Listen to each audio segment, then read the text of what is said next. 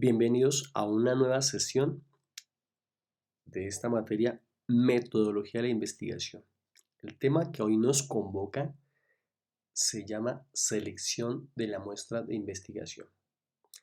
Y lo que nos proponemos con esta intervención es identificar los diferentes tipos de muestras en la investigación cuantitativa, sus procedimientos de selección y las características de cada una de ellas, a nivel general, por supuesto. Este es el esquema que vamos a desarrollar y que propongo tener en cuenta para este contenido. Vamos a ver que hay dos clases de muestras. Están las no probabilísticas o dirigidas y las probabilísticas. De las no probabilísticas o dirigidas se encuentran muestra por cuotas, muestreo intencional, bola de nieve y muestreo discrecional. Y de las probabilísticas se encuentra muestra aleatoria simple, muestra estratificada y muestra por racimos o clústeres. Surge una pregunta que es importante resolver antes de seguir. ¿En una investigación siempre se tiene una muestra? Pues no siempre, pero en la mayoría de las situaciones sí realizamos el estudio en una muestra.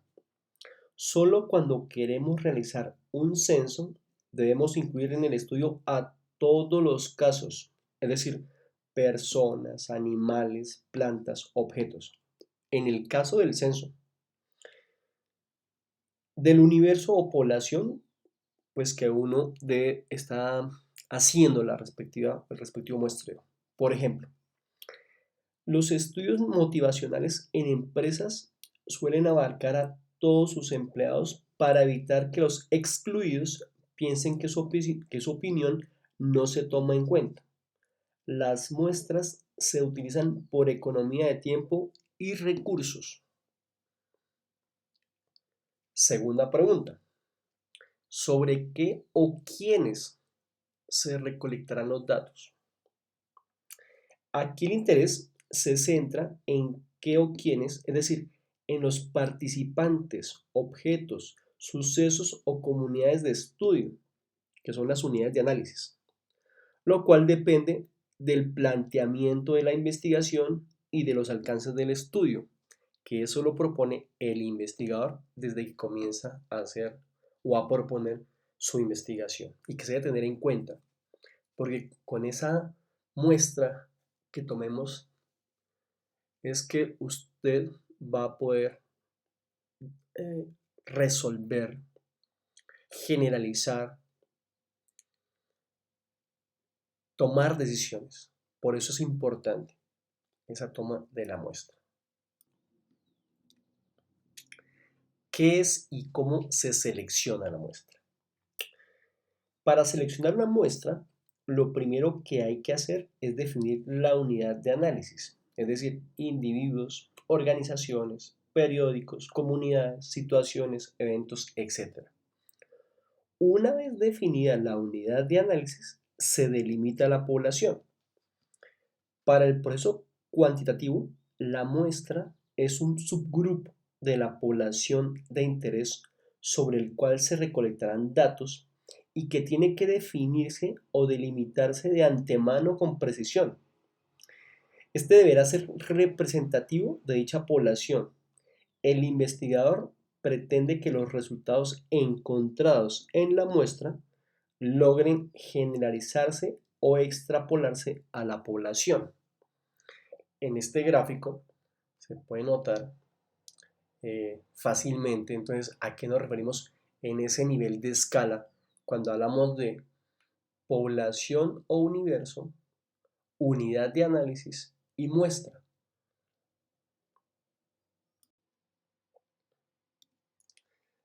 A continuación hay un ejemplo ilustrativo respecto a lo que acabé de mencionar. Entonces tenemos aquí una unidad de análisis y una muestra que se ha tomado de esa unidad de análisis. ¿Cuál sería entonces el universo? Pues el resto en este caso, de especies de loros que pudieran existir. Y la unidad de análisis se refiere a esta selección que hemos tomado en particular de ese universo posible de especies de loros. Y la muestra corresponde a una pequeña fracción de esa unidad de análisis de este grupo seleccionado de loros.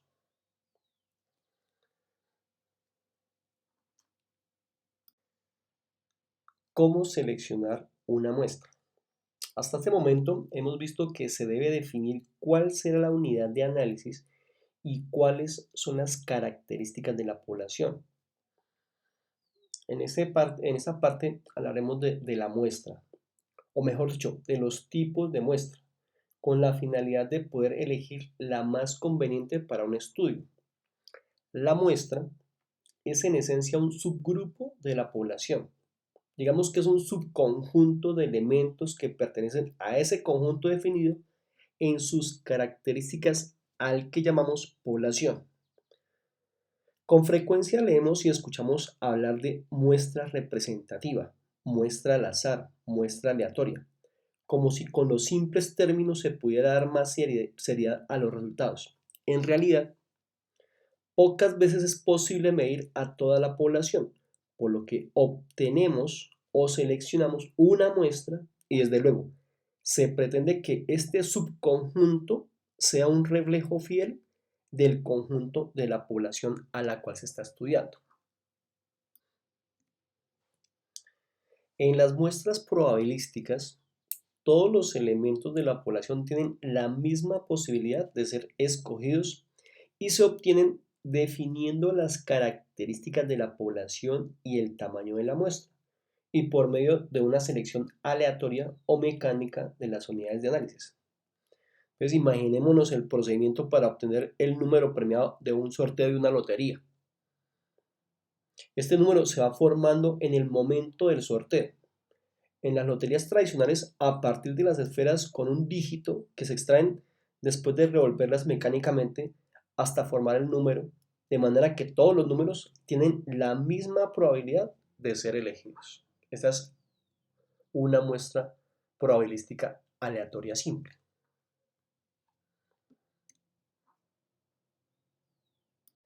La muestra probabilística estratificada. Se determinan los estratos que conforman la población para seleccionar y extraer de ellos la muestra. Se define como estrato a los subgrupos de unidades de análisis que difieren en las características que van a ser analizadas. La base de la estratificación se basa en variables como la edad, sexo, nivel socioeconómico, etc. En esta gráfica se muestra un ejemplo. Se seleccionan al azar una muestra de los 4 centros hospitalarios, o sea, estratos, que componen la población total de una región del país, que puede ser Colombia, o Costa Rica o Canadá. Y de cada estrato se selecciona un número de sujetos que lo representan. Seguimos con la muestra probabilística por racimos.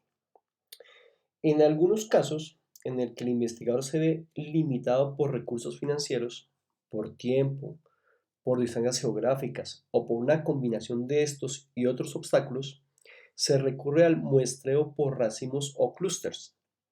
En este tipo de muestreo se reducen costos, tiempo y energía al considerar que muchas veces las unidades de análisis se encuentran encapsuladas o encerradas en determinados lugares físicos o geográficos, a los que se denomina racimos. Fíjense aquí en la gráfica de las frutas, que es una multiplicidad de frutos del bosque. Entonces, al tomar una parte de esa primera población principal, la, la parte que he tomado se convierte ahora en esa parte general, pero esa parte general voy a volver a tomar otra muestra que a su vez en la tercera posición esa muestra se convierte en mi población general, que de ahí voy a tomar otra pequeña muestra, que es la final, la cuarta parte de ese escalonamiento, que corresponde a esa anterior. Por eso se llama por racimos, porque una depende de la otra. Pero las cuatro en este gráfico están relacionadas en tanto que cada una de las muestras tiene una pequeña cantidad de la principal población tomada como muestra. Sigamos entonces. Hasta aquí hemos llegado con las muestras probabilísticas. Ojo, no nos vayamos a confundir. Seguimos entonces con las muestras no probabilísticas. Y la primera que encontramos es la muestra no probabilística por cuotas. ¿A qué se refiere? El muestreo por cuotas es una técnica de muestreo no probabilístico en donde la muestra reunida tiene la misma proporción de individuos que toda la población con respecto al fenómeno enfocado, las características o los rasgos conocidos de este. Aquí encontramos un ejemplo gráfico con respecto a las flores. Se ha seleccionado un grupo de flores y de ese grupo he tomado una pequeña parte, pero esa pequeña parte tiene una representación de ese total de flores que había contemplado inicialmente.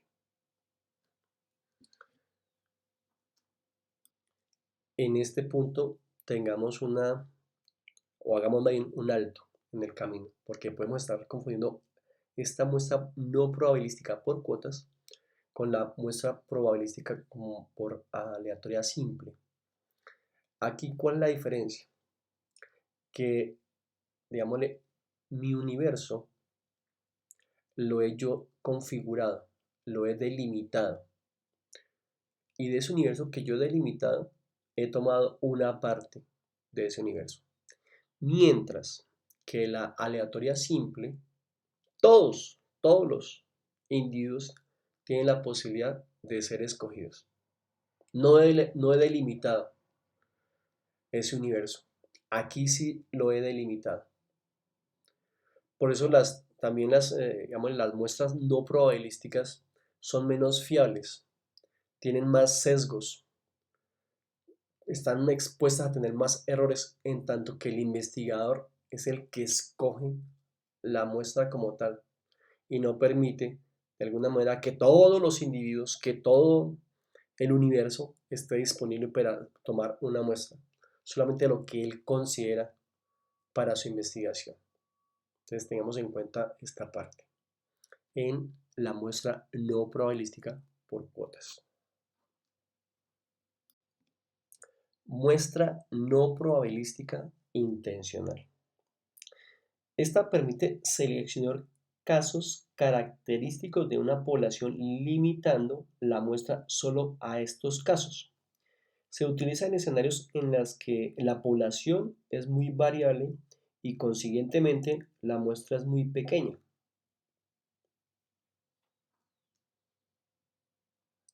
En el gráfico podemos tomarlo como referente. Entonces imaginemos que tenemos una colección de flores, de muchas flores. Y a mí solo me interesaban las rojas. ¿Por qué? Porque yo como investigador decidí que eran las rojas. Así de simple. Entonces, de esta población que he delimitado, solamente voy a tomar las flores rojas. Y esa será mi muestra. O sea, he descartado las amarillas, las verdes, las azules, las grises, las anaranjadas, las moradas, las lilas. Porque a mí como investigador solo me interesan las flores rojas. Esa es, digámosle, si se dan cuenta, es un perfil limitante respecto a la muestra que estoy tomando. Pero esa es la característica de este tipo de muestra, no probabilística intencional.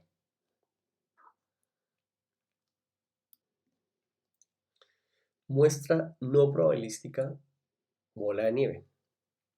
El muestreo por bola de nieve es una técnica de muestreo no probabilístico en la que los individuos seleccionados para ser estudiados reclutan a nuevos participantes entre sus conocidos.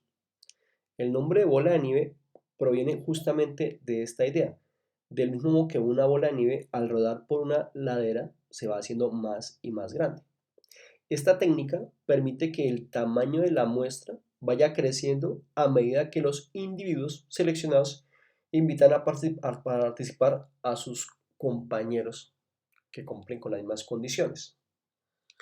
Entonces, un ejemplo, imagínense que hay personas que se creen osos de peluche rosados, pero pues es difícil identificar quién se siente como un oso de peluche rosado. Pero entre esas personas, pues se conocen. Entonces yo le digo al primero, oiga, eh, háblese con alguien que tenga su mismo problema, es decir, que se sienta también un oso de peluche rosado y contáctelo. Listo, se contacta. Este segundo se le pide el favor también que contacte a otro que tenga las mismas cualidades que él tiene, es decir, que se crea un oso de peluche rosado y él contacta a otro sujeto con las mismas condiciones. Y así, poco a poco, uno va llevando al otro y al otro y al otro, y de esta manera se genera esa muestra que un experto científico requiere para hacer su estudio. En el caso de la vida real, puede suceder con personas que tienen enfermedades huérfanas, porque son muy difíciles de detectar, entonces, pero entre las personas que sufren de esa enfermedad se conocen. Entonces uno le dice a una persona X que tiene X enfermedad huérfana que se contacte con una persona que tiene similares características y pues que ese lo contacte con otro y así sucesivamente. Esa sería entonces la muestra no probabilística bola de nieve. Seguimos ahora con muestra no probabilística discrecional. Esta permite seleccionar aquellos casos accesibles que aceptan ser incluidos. Esto fundamentado en la conveniente accesibilidad y proximidad de los sujetos para el investigador. Entonces, imagínense que a un tipo le pagan por hacer una investigación de, pues, cómo le parece Coca-Cola. Pero el tipo, pues, ya sabe a quienes les gusta la Coca-Cola y pues les pregunta a ellos. Pero no le pregunta a los que le gusta, no sé, la colombiana o la malta o la manzana postobón u otras marcas de otros sabores, sino que sencillamente él se limita a tomar esos sujetos que les gusta la Coca-Cola y que no toman más bebidas. Eso, por supuesto, no va a tener un resultado de la realidad respecto a Coca-Cola es mejor bebida que las demás, no porque no se están comparando con otras bebidas. Se está limitando solamente con los que consumen Coca-Cola. Y esto, igualmente, como hemos mencionado, en las no probabilísticas tiene ese sesgo desde un comienzo, porque está limitando la visión de, pues, de lo que se espera sobre el sabor de la Coca-Cola. Obvio que la gente que le gusta Coca-Cola, pues va a hablar bondades de Coca-Cola, hasta de los beneficios que le puede traer, pero no corresponde a la realidad. Pero a veces se suelen hacer ese tipo de investigaciones, incluso más a menudo de lo que uno pudiera llegar a creer. Hasta aquí los dos tipos de muestras probabilísticas y no probabilísticas. El reconocimiento de estas pues le ayudará a usted a tomar decisiones respecto a los universos, la población y la muestra que usted requiere para hacer una investigación y que esa investigación con los resultados corresponda a una realidad. Si bien he insistido, las probabilísticas pues corresponden o tienen más elementos de factibilidad, de confianza con respecto a una realidad en cuanto se está cuantificando y se están tomando incluso medidas para que los errores se puedan también cuantificar. Cuando algo no se puede medir, no se puede mejorar. Y si no se puede mejorar, no se puede cambiar. Por eso las probabilísticas tienen más ventajas sobre las no probabilísticas. No quiere decir que las no probabilísticas pues se desechen de tajo, solamente que tienen otras aplicaciones, sobre todo en grupos más reducidos, en grupos más pequeños, en grupos más particulares, en minorías. Ahí funcionan muy bien las no probabilísticas. En cambio, las probabilísticas funcionan muy bien en grandes universos. ¿Sí? Cuando hablamos de población de un país, de un barrio, cuando hablamos de un continente, ahí sí tienen una cabida importante las probabilísticas. Gracias por su atención, gracias por escuchar.